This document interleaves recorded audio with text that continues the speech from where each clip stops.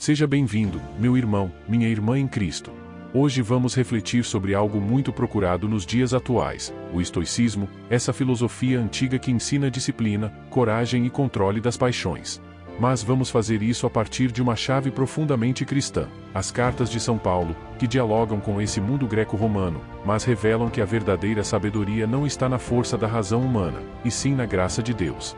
Fique comigo até o final e descubra como a fé pode elevar o que há de melhor no estoicismo a uma dimensão eterna. Muitos hoje buscam no estoicismo respostas para os desafios da vida, como lidar com a dor, como manter a serenidade, como ter firmeza diante das dificuldades. Marco Aurélio, Sêneca, Epicteto, todos esses nomes estão em alta. Mas já no século I, São Paulo escrevia a comunidades que conheciam essa filosofia. E, inspirado pelo Espírito Santo, Paulo apresenta um caminho que tem pontos de contato com o estoicismo, mas que vai infinitamente além, porque está enraizado em Cristo. Hoje vamos percorrer juntos essas pontes, ver semelhanças, diferenças e, sobretudo, como viver de modo cristão uma vida de virtude, coragem e esperança.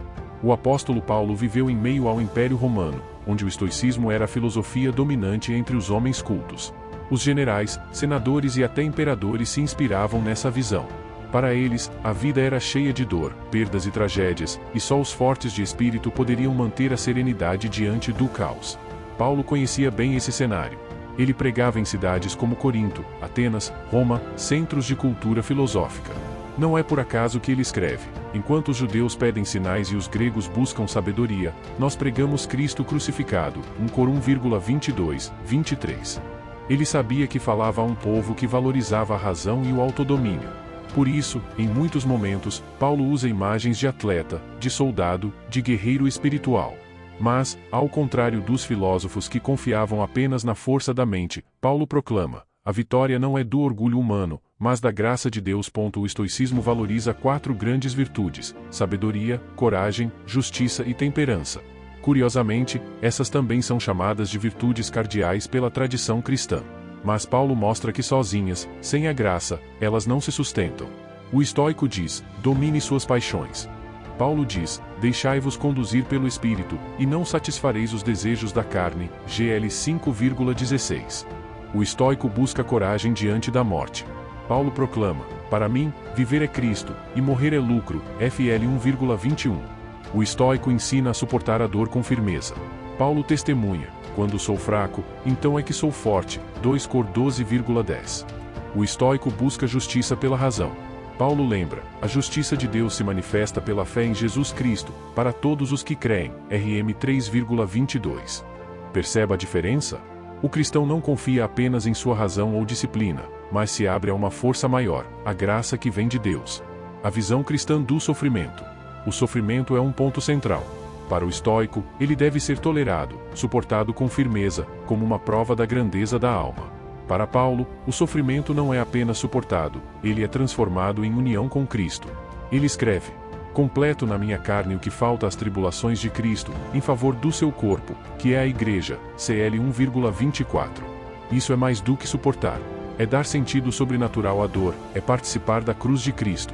Exemplo prático: quando alguém perde o emprego, o estoico diria: suporte com serenidade, isso não depende de você. Mas Paulo diria: suporte com fé, confie na providência, e ofereça esse sofrimento em união com Cristo pelos necessitados. Enquanto o estoicismo ensina a suportar o inevitável, Paulo nos ensina a oferecer e redimir o inevitável. Esse é o segredo cristão: nada se perde quando é oferecido a Cristo. A liberdade interior. Um dos pontos altos do estoicismo é a liberdade interior. Ninguém pode tirar de você sua capacidade de escolher como reagir. São Paulo, prisioneiro em Roma, escreve com essa mesma consciência: aprendi a contentar-me com o que tenho. Sei viver na pobreza e sei viver na abundância. Tudo posso naquele que me fortalece. FL 4,11, 13. Veja, Paulo não depende das circunstâncias, mas de Cristo. Sua liberdade não é só psicológica, mas espiritual. Ele não é escravo do medo, nem da dor, nem mesmo da morte, porque já se entregou totalmente a Jesus. A verdadeira liberdade não é apenas controlar emoções, mas ser livre para amar e servir em qualquer situação. O autodomínio. O estoico buscava vencer suas paixões pela disciplina da razão.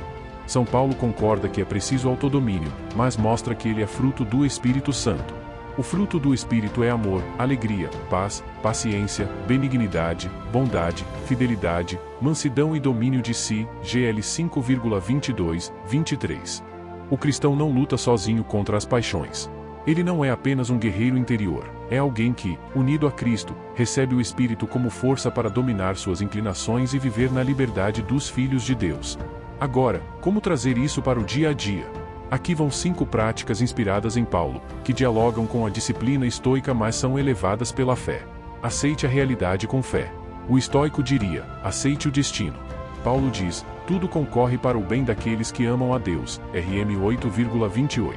Exercício, quando algo sair do seu controle, diga, Jesus, eu confio em vós. Cultive o autodomínio pelo Espírito. Não é só autocontrole psicológico, mas abertura ao Espírito Santo. Prática, faça uma oração breve sempre que sentir raiva ou ansiedade. Transforme dor em oferta. O estoico aguenta a dor. O cristão oferece. Prática, ofereça uma dificuldade do dia pelas intenções da igreja ou por alguém que sofre. Busque a liberdade interior. Não ser escravo das circunstâncias. Prática, agradeça a Deus tanto nas alegrias quanto nas dificuldades.